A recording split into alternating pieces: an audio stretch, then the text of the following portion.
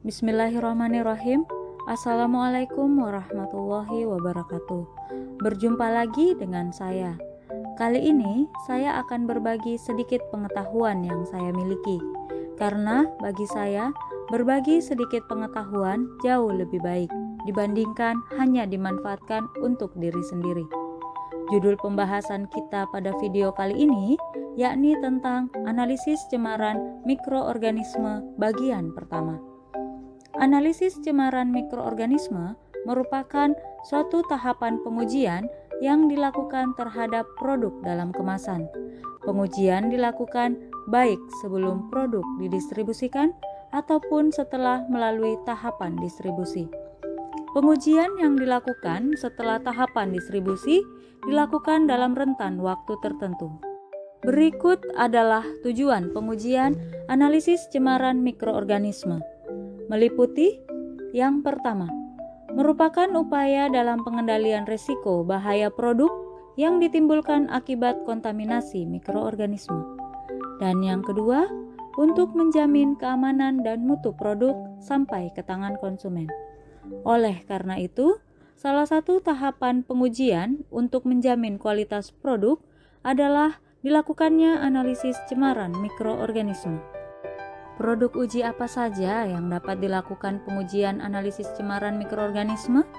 Yang pertama adalah kosmetik. Menurut Badan POM, bentuk sediaan kosmetik yang diakui terdiri dari bentuk sediaan padat, serbuk, setengah padat, cairan, dan aerosol.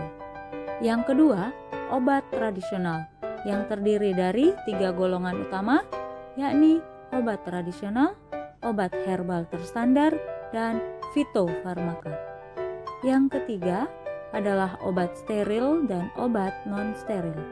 Yang keempat adalah produk minuman, dan yang kelima adalah produk makanan.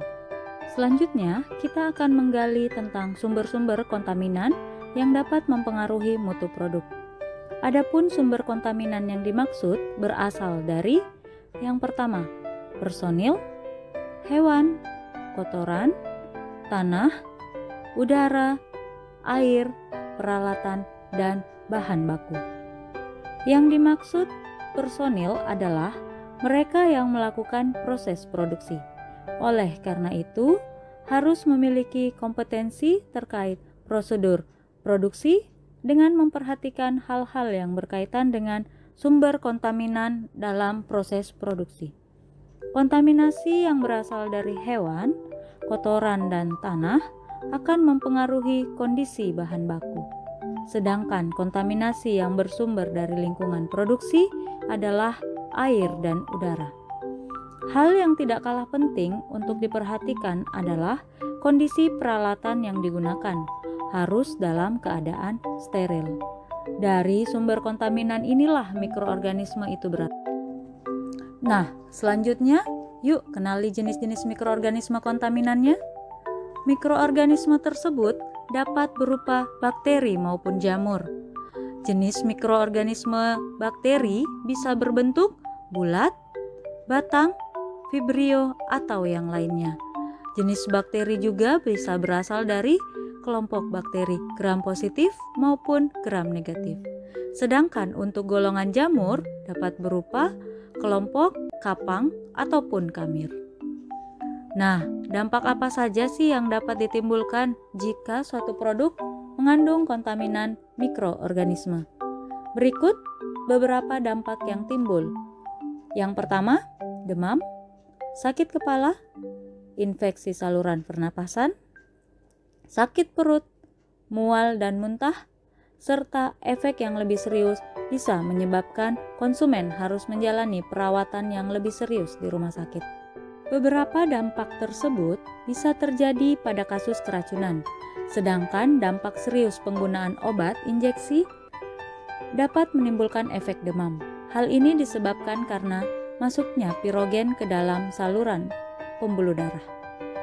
Selanjutnya, setelah kita mengetahui tentang tujuan pengujian, jenis produk-produk uji, sumber kontaminan, jenis mikroorganisme kontaminan, serta dampak yang ditimbulkan, maka untuk pembahasan pada sesi terakhir kali ini, yakni bagaimana sih tahapan metode pengujian yang dapat dilakukan untuk mengetahui jumlah dan jenis kontaminan dalam produk uji. Berikut adalah tahapan pengujian utama, yakni yang pertama, pengujian ALT dan AKK, yang kedua, pengujian mikroba patogen melalui uji penduga, dan yang terakhir adalah melakukan uji penegas atau uji spesifik.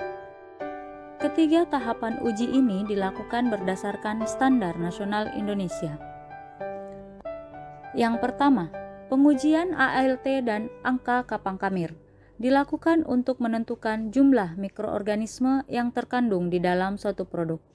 Pengujian ALT digunakan untuk mengetahui jumlah bakteri, sedangkan AKK digunakan untuk mengetahui jumlah kapang dan kamir.